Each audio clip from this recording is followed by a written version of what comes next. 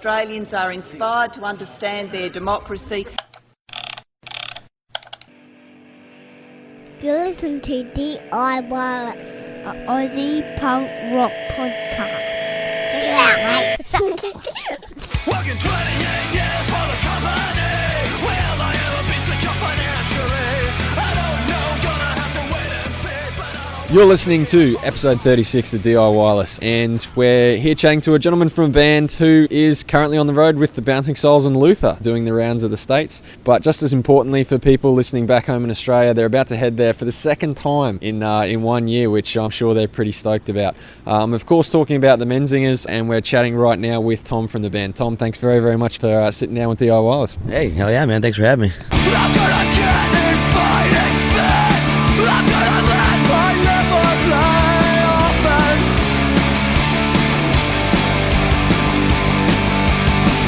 But when captains choose their teams, but I'm always the last one on the sidelines.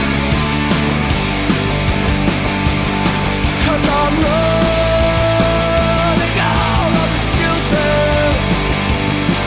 'Cause I'm running out of time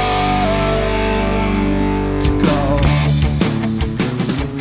First things first, we're talking about the tour. Is the tour still happening? Of course, the people you're touring with is going to be Pennywise and Sharks, but Pennywise, have come a cropper with their lead singer, so everything's still all go so far? As far as we know, man, everything's still a go. We're a little bit worried, but it seems like hopefully he'll be all right by then. Our buddies in the Flatliners were on tour with him in Europe when he had gotten sick and had to go, which sucks. But as far as I know, it's still on. You did have that feeling when you heard, though? You were like, oh, fuck, I hope he's okay. Yeah, we heard. We were like, oh, fuck, dude. Yeah, I really hope he's okay. Shit, we just bought his plane tickets. We're going either way, so, yeah. Is there a backup plan? No. No, there's no tentative backup plan.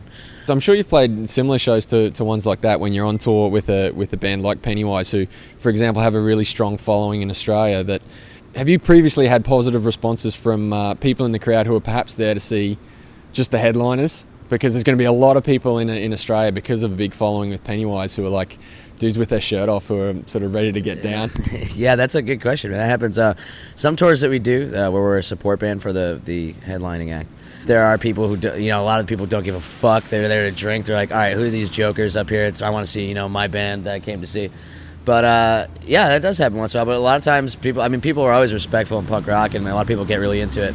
And we experienced that at Soundwave. When we played with Bad Religion and Strung Out and Street Dogs. We were opening up those shows, and people seemed to really be into it and were really receptive. So, yeah. So you do get the sweaty guys coming up going, oh man, I've never heard of your band. But I think the best example of that was we did an arena tour with Rise Against, where nobody knew who we were on that tour.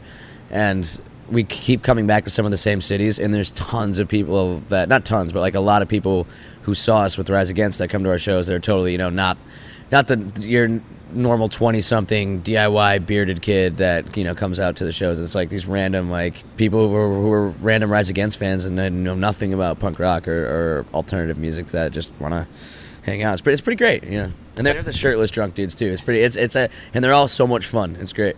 I've heard them described before as collateral damage by some people at shows. They're like, I guess that's a funny way to put it. Yeah, it's a little, like you said, perhaps not part of the musical communities in a big way, but they might pick up a record or something. Yeah, well, they're a bunch of bogans, man, for the most part. Bogans, you've got the lingo ready. We've had so much fun learning about bogans in Australia and doing manies and hooning and shit. It's great. And the other thing you mentioned it, mate. We're talking about Soundwave.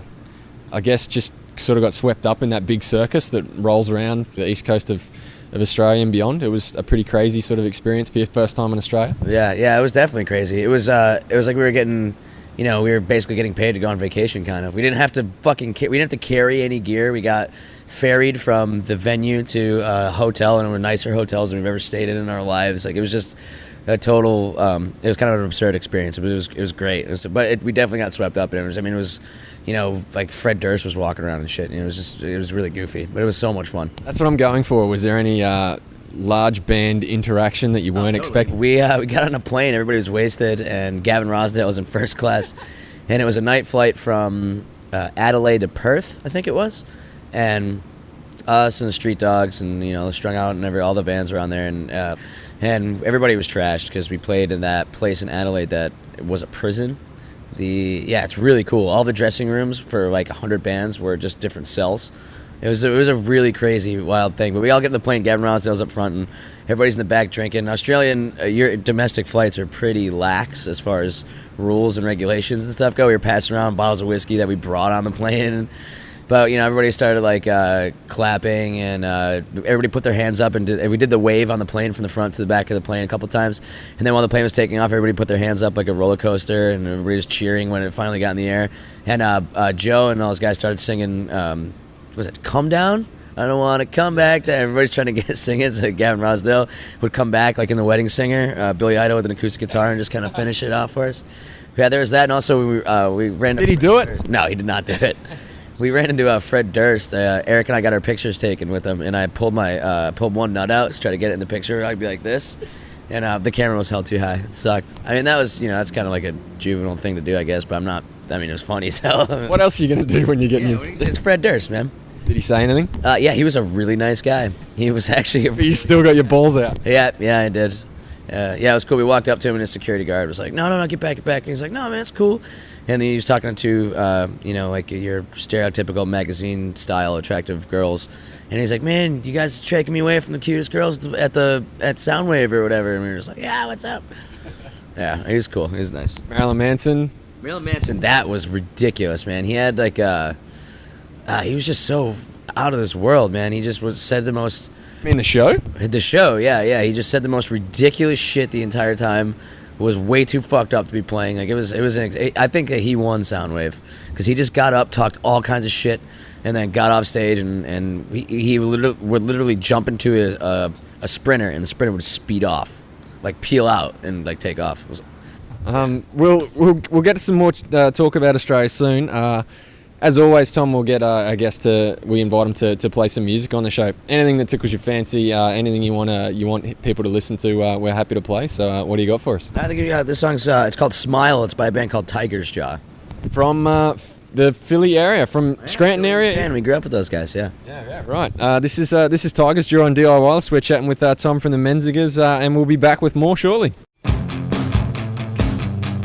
Wielding words like a blade, he cut me off and shut me up. And like Silver's face, you're just in the wrong place. But this was no honest mistake.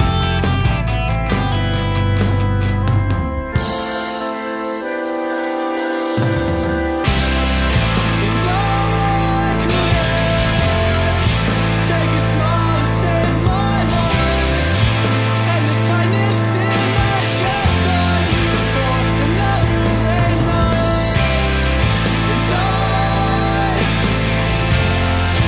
just stopped by to see if you were alone like me.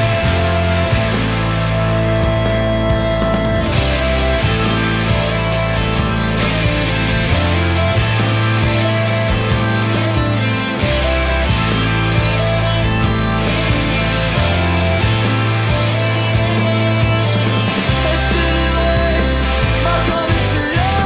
I've got a heart that wants a lot. Can't this feeling last forever? Probably not. I'm your at heart. There is a light, and it went out. A shaved head and a boring night. So skinny legs, I'm coming to you. I'm afraid not ever, never, no.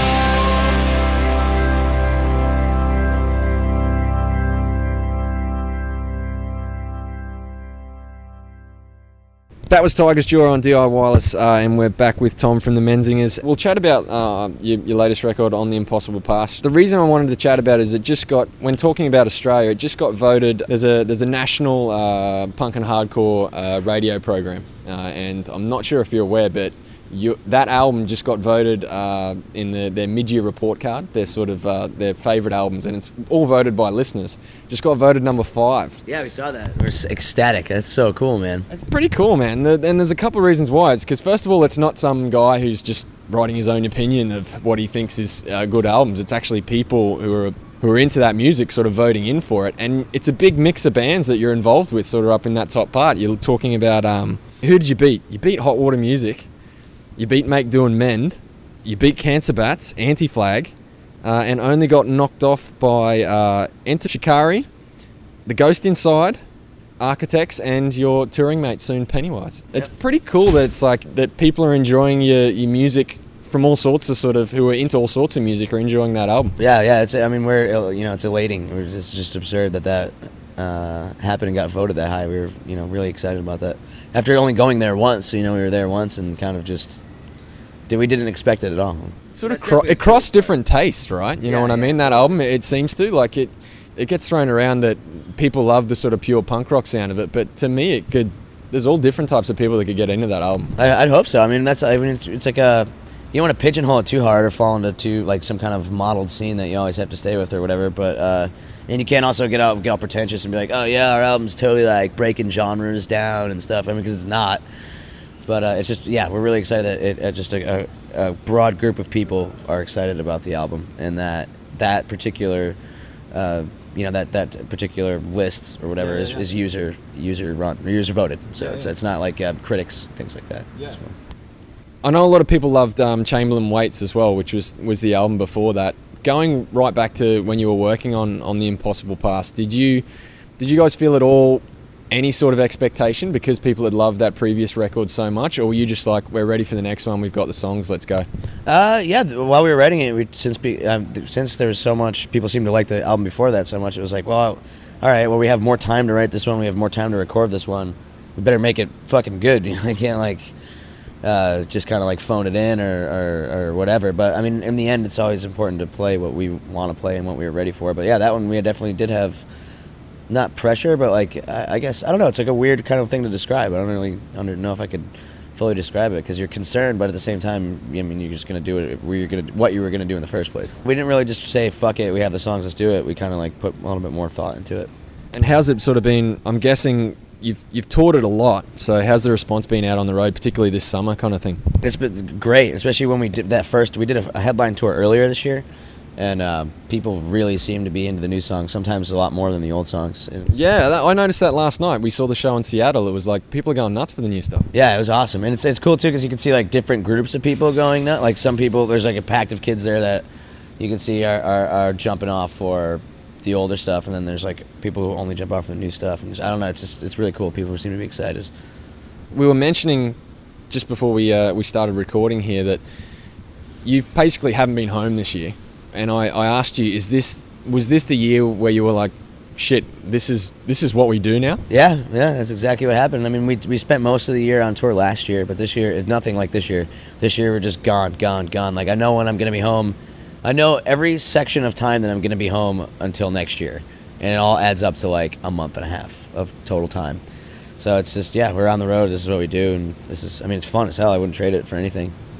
But what's that sort of feeling like where you're like, fuck, I'm in a full-time touring band now. I mean, or do you not really think about it because you just go?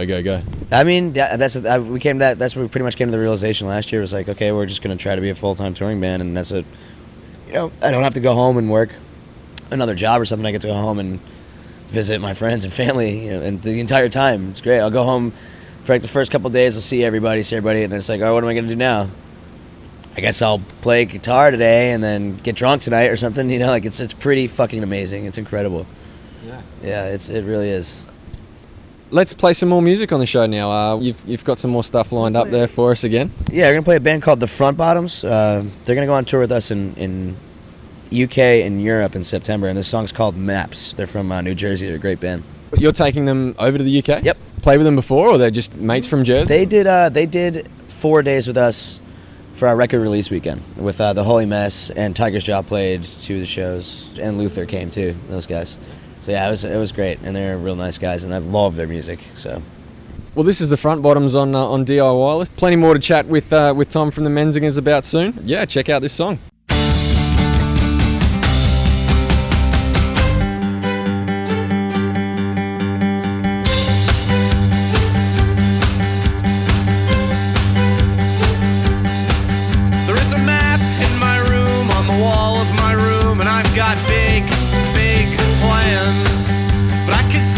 slipping through, almost feel them slipping through the palms of my sweaty hands.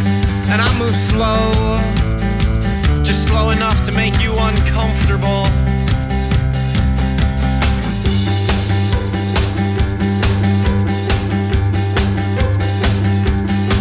You say I hate you, you mean it, and I love you sounds fake. It's taken me so long to figure that out. I used to love the taste, I would do anything for it. Now I would do anything to get the taste out of my mouth. And you're so confident, but I hear you crying in your sleeping bag. But you were broken bad yourself, and you were mad as hell. It felt if you had done anything with anyone else, it would have worked out so well. But you are an artist, and your mind don't work the way you want it to. One day you'll be washing yourself with hand soap in a public bathroom, and you'll be thinking, how did I get here? Where the hell am I? If the roles were reversed, you could have seen me sneaking up from behind.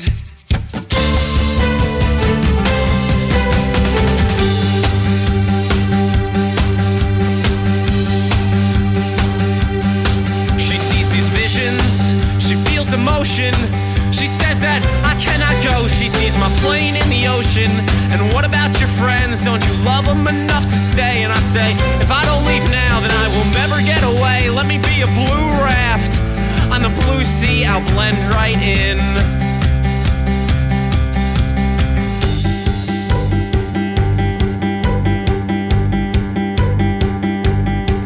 There is a map in my room, on the wall of my room. I've got big plans, but I can see them falling through, almost feel them slipping through the palms of my sweaty hands. And I move slowly, just slow enough to make you uncomfortable. But you were broken bad yourself, and you were mad as hell. You felt if you had done anything with anyone else, it would have worked out so well. But you are an artist, and your mind don't work the way you want it to.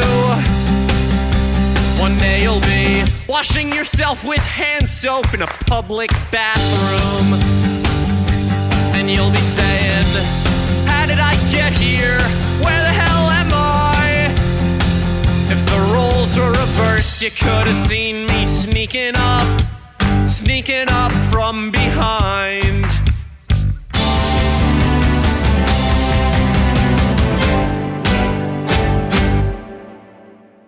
That was the Front Bottoms from New Jersey, and we're back with episode 36 of D.I.Wireless. The Menzingers, Tom's sitting with us right now. They're on the road. You're towards the end of this tour with the Bouncing Souls and Luther. I'm sure it's been, as you said, been busy touring for quite a while now. I'm sure it's business as usual, but have you taken the time again to stop and think that you're like, fuck, we're actually on the road with these guys and getting to play with them every night? Dude, every day. It's ridiculous. Really? Do you honestly stop and think? Totally. Sometimes I'll be sitting in a room and I'll be like, oh, it's just me and like one of the members of the Souls. I'm like, fuck, all right. I know I can be cool. I know like they're cool. I know we're friends and stuff, but like, this is fucking awesome. Like one of the first big punk shows I ever went to was the Souls and Anti-Flag in Philadelphia at the Trocadero. And we went there and we're like, holy shit. You know, like we grew up listening to the Souls. They're from New Jersey. This is awesome. And then I saw the Souls like 8-9 times after that, and now we get to go on tour with them, and it's pretty ridiculous. And they ended up being pretty much the nicest people that you could meet. They're incredible. Good to hear that experienced touring bands like you are like with your heroes that are in bands. You're like, shit, play cool, man. Yeah, dude, I mean, it happens all the time. It's just like, all right, we're going on tour with this band. We're doing some shows with this band. Like, all right, be cool. We got this. You played with some pretty big bands like this year, like everyone from Rise Against through to Hot Water. You know, I'm sure it's happening a lot. You're sort of pinching yourself, right? Yeah, it's wild. Everybody from like, you know, we played with Against Me and Anti-Flag. And who contacted who, or was it just like? The Souls liked our music, and we had played a Home for the Holidays with them a little while ago, and we just kind of had a bunch of mutual friends, and we're from the same area, and kind of just, you know, kind of worked it out that we were going to go on tour. They asked us way earlier this year, like after our record, as soon as our record came out, they were like, okay, do you want to do a summer tour with us? We're like, we want to get you guys first. And we were like, hell yeah. And I mean, we started getting offers later, and we were just like, nope, we're going with the Souls. This is happening. That's awesome. Yeah, it's pretty wild.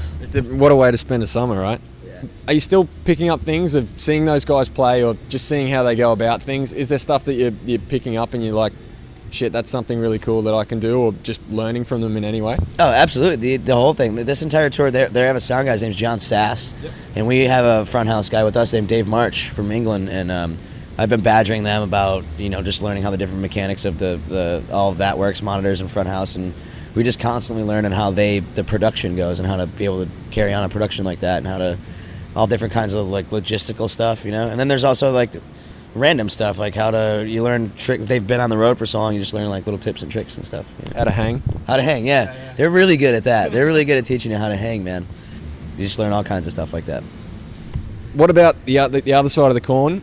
Good mates of yours from Philadelphia, Luther. Is there anything that you, because this is their first big run, right? Yeah.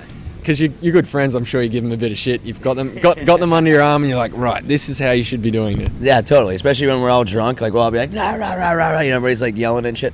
But yeah, they'll totally ask us questions, and we answer it the best we could, and then you can see them learning so much stuff, and they're really good at it already. They're all like, I don't know, when we were first doing tours, our big thing was like too much fucking around, not like there on time, not like having our equipment. And you're saying you were like that? Yeah, we were totally like that.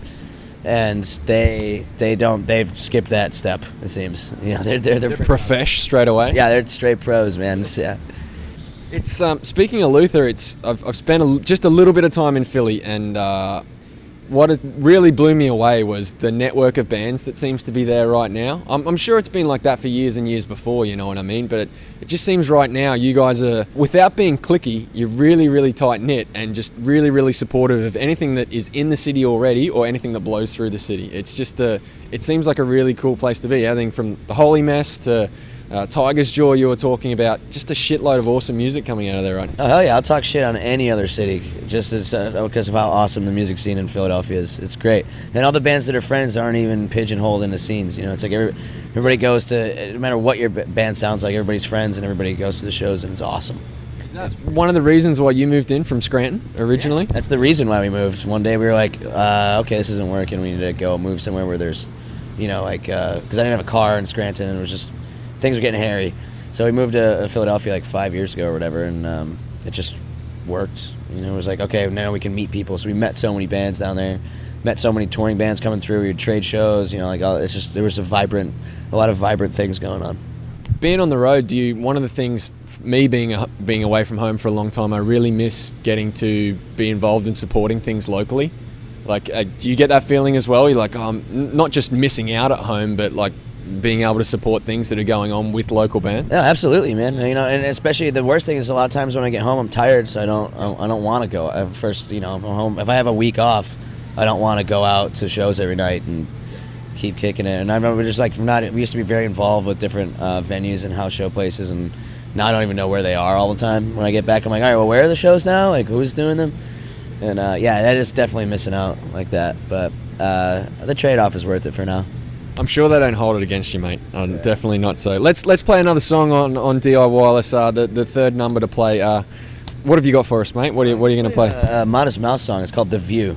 Yeah, you're a Modest Mouse fan, obviously. I like this record. I don't have any of their other records. I never bothered to get them. I don't know why, but I love this record, and this song is real dancey and awesome. It's a good change up from some of the other stuff, or is your taste pretty... Yeah, pretty wide-ranging. I was going to play a Regina Spektor song before, and then I was like, nah, I'm just going to play all my friends' bands because they're awesome.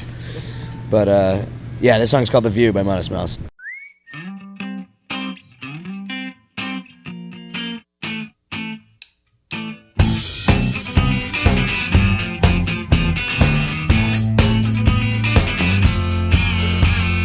Your gun went off, well, you shot off your mouth, and look where it got you. My mouth runs on too.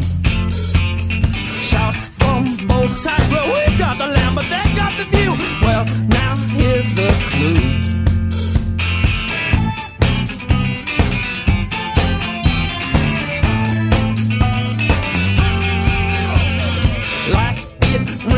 Yeah, I hope it put plenty on you. Well, I hope mine did too.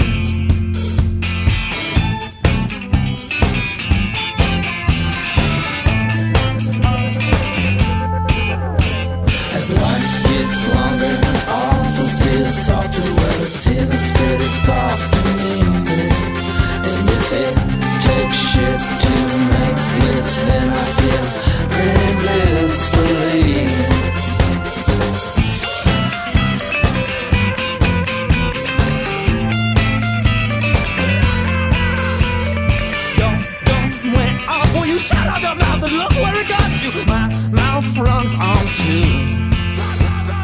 Shots from both sides. Well, we've got the land, but they've got the view. Well, now here's the clue.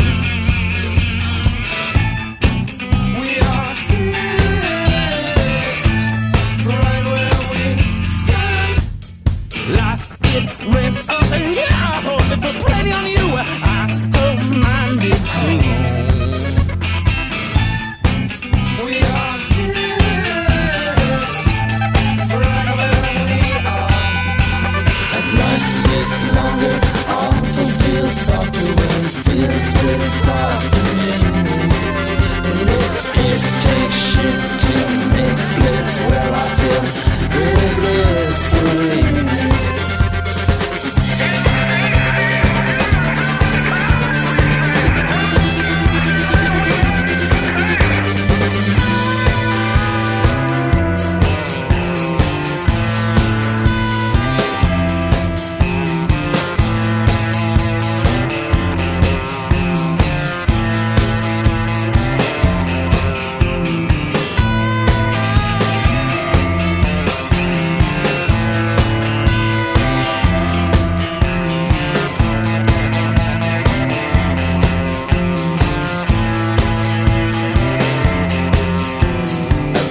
Gets longer, awful feels softer, and it feels pretty soft to me.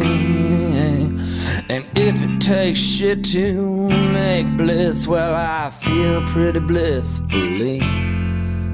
If life's not beautiful without the pain, well, I just would rather never ever even see beauty again. Well, as life gets longer, awful feels softer, and it feels pretty soft to me.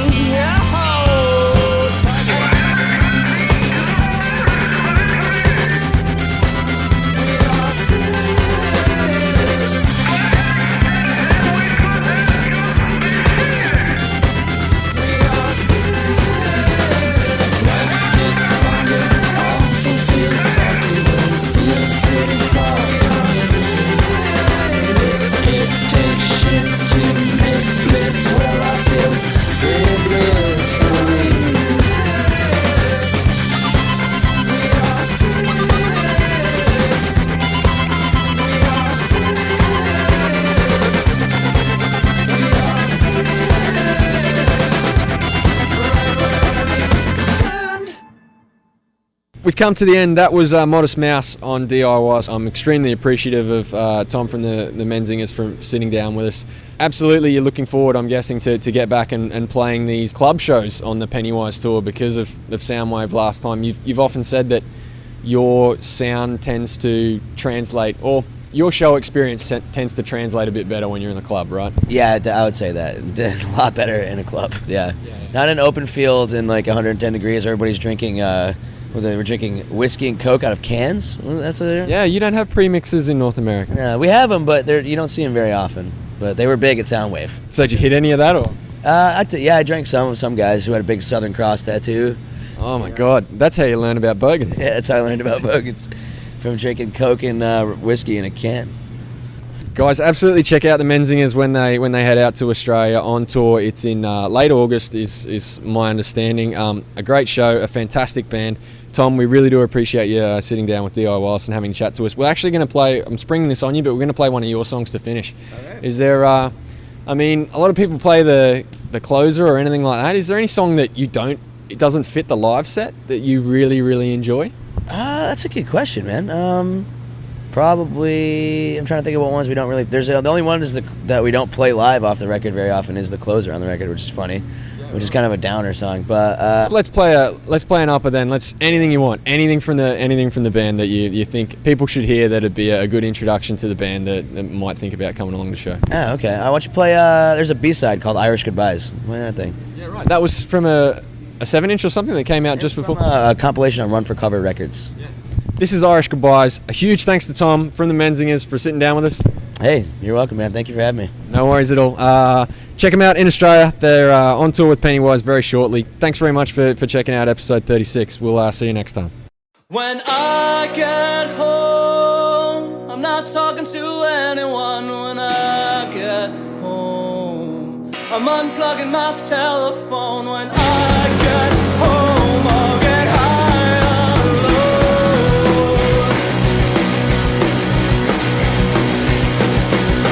When I get home, I'm not talking to anyone. When I get home, I'm unplugging my telephone. When I get home, I'll get high alone.